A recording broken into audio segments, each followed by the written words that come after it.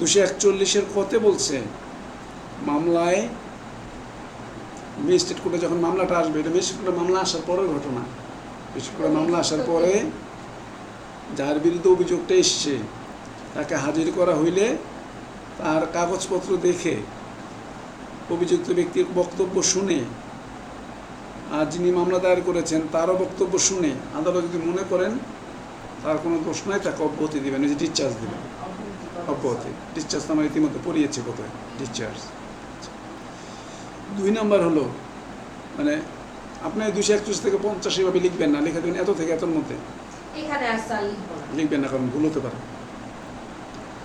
242 পরের ধারাটা যেটা বলছে, যদি আদালত বক্তব্য শুনে দেখে যে না ডিসচার্জ দেওয়ার মতন কারণ নাই, তাহলে তাকে তার বিরুদ্ধে অভিযোগ গঠন করবেন এবং তাকে জিজ্ঞেস করবেন যে আপনার বিরুদ্ধে তো এই অভিযোগ, আপনি কি এই অভিযোগটা স্বীকার করেন কি করেন না। তাহলে বলা হচ্ছে পরের ধারাতে যদি স্বীকার করে তাহলে দণ্ড দিয়ে দিবে, আর যদি স্বীকার না করে তাহলে চলে গেল সাক্ষীতে। সাক্ষী হবে যিনি মামলা দায়ের করেছেন উনি সাক্ষী দিবেন, ওনার পক্ষে পুলিশ থাকলে পুলিশ সাক্ষী দিবেন, ডাক্তার থাকলে ডাক্তার সাক্ষী দিবেন, হ্যান্ড রাইটিং এক্সপার্ট থাকলে উনি সাক্ষী দিবেন, যেই মামলা যেটা লাগে। যেমন আমাদের হাতের আঙ্গুলের মধ্যে কোর ডেল্টা এরকম 10, 12, 14টা নিয়ম আছে আঙ্গুলের লাইন আপের মধ্যে এক এক রকম। হ্যাঁ, কিন্তু কোর এগুলি আপনি এক্সপার্ট যখন আসবে ও বলবে যে টিপসইটা করি মেরি জেরা করার জন্য তো আপনার আগে আঙ্গুলের উপরে পড়াশোনা করতে হবে, তাকে জেরা করা পড়বে। ওকালতি করতে গেলে থাকতে হবে,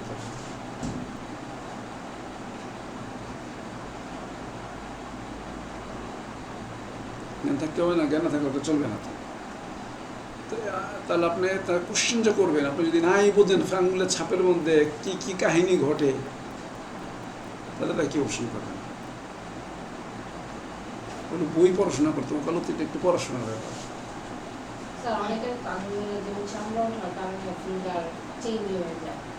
তাহলে তারটা তো রিপোর্টে আসবেই না। এখন আপনার কাছে আপনি একজন এক্সপার্ট মনে করে আপনার কাছে পাঠানো হলে আপনি প্রতিবেদন দিয়ে বললেন এটা করিমেরই, তাহলে করিমের উকিল বলবো আচ্ছা ঠিক আছে আমার না, তারপরে তুমি আমার বলতেছো, আচ্ছা তুমি কাঠ করে আসো, তোমার আমি ধরতেছি। এবার তোমার আমি ধরি যে পয়েন্ট জানতে হবে না, আপনার বিষয়টা জানতে হবে। ডাক্তারকে যারা করার পূর্বে আপনার জানতে হইব ডাক্তার কিভাবে রিপোর্ট দেওয়ার নিতে পারে, কিভাবে রিপোর্ট দিতে পারে না। ডাক্তারকে যারা করতে ডাক্তারিতে কিন্তু পড়ানো হয় এই যে সাক্ষ্য আইন, এটা জানেন কিনা? আমার কাজিন যে ঢাকা এই যে আমাদের ভিক্টোরিয়া হসপিটালে বসে, আমার ঘনিষ্ঠ বন্ধুর বড় ভাই, উনি এমার্জেন্সি ভিক্টোরিয়া হসপিটালে এমার্জেন্সিতে বসেন।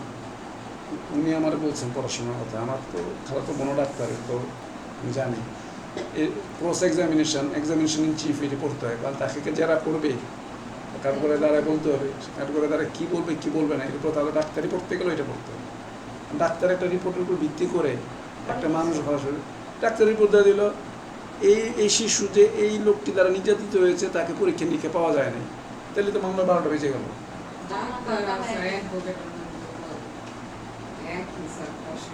না, জিনিসটা হচ্ছে যে ডাক্তারি পড়ার মধ্যে একটা হিসাব আছে।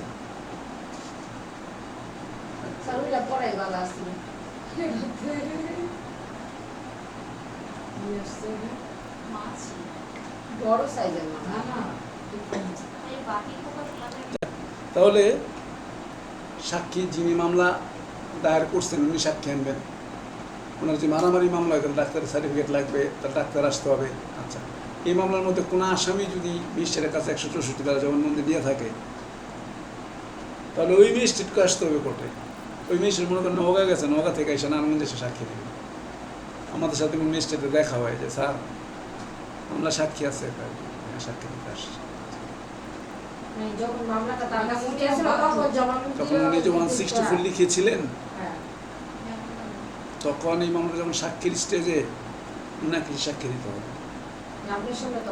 আপনার সামনে বলছে আপনি কি নিয়ম অনুসরণ করছেন কিনা, আপনি নেওয়ার সময় কি পুলিশকে বাইরে রাখছিলেন কিনা, আপনি কয়টা বাজে সাক্ষী শুরু করছেন, কতক্ষণ সাক্ষী নিচ্ছেন, তাকে কি কি প্রশ্ন করছেন, সে আপনার সামনে কখনো হ্যাঁ, তাকেও সে বিচারক রেসপেক্ট দেন, কিন্তু আমাকে একটা সত্য উদ্ঘাটন করার জন্য তো তার বক্তব্যটা নেওয়া আইনি বিধান আছে বলে তো আমি তাকে প্রশ্ন করি। তার উপর আমার রাগ নাই, আমার উপরে তার রাগ নাই, এটাও তার duty, it's a part of my duty. তাহলে এইরকম ব্যাপারগুলি থাকে। ডাক্তারদের ব্যাপার থাকে, মারা গেছে আপনি কী করে নিশ্চিত হইলেন এটা আত্মহত্যা না এটা খুন? কোন বইয়ের কোন কোন থিসিসের উপর ভিত্তি করে বললেন, কোন স্টাডির উপর করে ভিত্তি করে বললেন? এটা আপনি না পড়াশোনা করলে তাকে এটা ধরবেন কীভাবে? ডাক্তারকে যারা করার জন্য আমরা পড়াশোনা করতে হবে। আপনি যখন বড় কিছু মামলা করে ফেলবেন না, তখন ছোটো মামলার জ্ঞান এমনি হয়ে যাবে। এবং এই কারণে আলোচিত মামলা না, এই কারণে হচ্ছে সবসময় একটা ভালো সিনিয়র আন্ডারে কাজ শিখতে হয়। আর কোর্টে বসে বসে বাদাম খেতে খেতে গল্প না করে কোর্টে বসে বসে কাজ দেখতে হয়, কেমনে কী করে, কী করতেছে, তাহলে কিছু শিখ হয়। এবং কিন্তু কোর্ট টাইমে দেওয়া গেলে বসে বসে গল্প করতেছে না, দেখতে যে কী হচ্ছে। আমি কোর্ট টাইমে আসছি, তা আমার যখন সিনিয়র নিয়ে বসাইছে, তাহলে আমি বসে বসে দেখি কী হয়। আমি প্রয়োজন নোট নেব, দেখব কী কী প্রশ্ন করে, কাকে করছে, সে কে।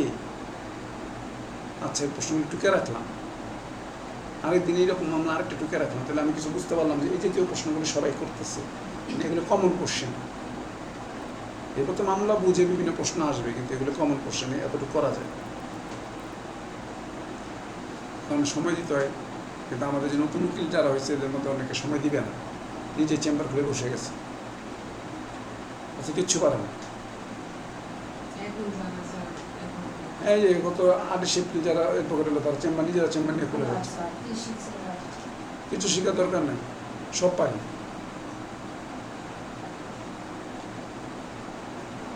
আমাকে যদি জিজ্ঞেস করে যে কেমন পারো, আমি বলি আমি এখন মোটামুটি পারি, আর অনেক কিছু শেখার বাকি, অনেক কিছু পারি। এটাই হওয়া উচিত। ওকে, তাহলে হচ্ছে সাক্ষী প্রমাণগুলি যাবে, এবার আসামি পক্ষে সাক্ষী প্রমাণগুলি যাবে। পরের পয়েন্ট হচ্ছে উভয় পক্ষে সাক্ষী প্রমাণ শেষ। এরপর হচ্ছে একটা পয়েন্ট বলে যুক্তিতর্ক হবে। এরপর হচ্ছে 6 নম্বর পয়েন্ট হচ্ছে খালাস দিবে আর না সাজা দিবে। যিনি মামলা করছেন উনি উপস্থিত, আদালত মামলা পরবর্তী তারিখ রাখতে পারে। ফরিয়াদি, হ্যাঁ ফরিয়াদি মানে তো যিনি মামলা দায়ের করেছেন, উনি যদি দীর্ঘদিন না আসেন, তাহলে মিস্টার আসামি ইচ্ছা বেলা খালাস দিয়ে দিতে পারেন, অথবা নতুন পরবর্তী তারিখ রাখতে পারেন। আর পরেরটা বলছে, যদি ম্যাজিস্ট্রেট কোর্টের মামলা হয়, নালিশি মামলা হয়, উনি যদি নিজেই তুলে ফেলতে চায়, যেমন 14 তারিখ একটা মামলা ধরবো, চেকের মামলা দিচ্ছি, ওই পক্ষ চেকের মামলা খেয়ে চলে আসছে, এসে আমার সামনে চেম্বার বসে টাকা পয়সা দিয়ে সইটই করে গেছে। এখন আমি আগামী তারিখে আমার মামলা চালানোর দরকার নেই, মামলা তুলে ফেলবো। মামলা করছে, আমার মামলা আমি চালাবো না, পক্ষের আমি চেকের মামলা দিচ্ছিলাম, সমাধান হয়ে গেছে। আমরা যে 248 এই যে 248 ধারাতে নালিশ করতে আসছে, এখানে তো থানায় মামলা করি নাই, আমি মামলা করছি, আমি এখন চালাবো না। আর এটা এমন ধারা তুলে ফেলা যাবে বলে, যেই মামলা তুলে ফেলা যাবে না, এটা এরকম না।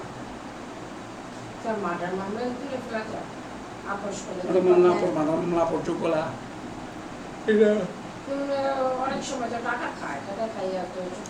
সেটা হচ্ছে ওইভাবে করে, কিন্তু সরাসরি গিয়ে বলতে পারেন আমি তুলে ফেলি। তখন সাক্ষ্যগুলি উনিশ করে, ইচ্ছা করে সাক্ষী ভালো মতন দেয় না, ইচ্ছা করে উল্টাপাল্টা কথা বলে। বিচারক হয়তো বুঝতে পারে যে মিলে গেছে।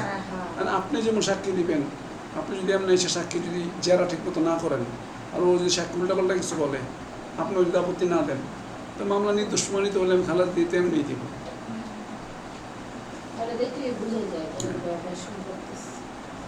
এরপর হচ্ছে ফরিয়াদি না থাকলে কি হবে? ও বলছে নালিশ ছাড়া থানার মামলার ক্ষেত্রে আসামিকে মুক্তি দিতে পারেন। এখানে অব্যাহতি লেখা শব্দটা অব্যাহতি না, শব্দটা মুক্তি।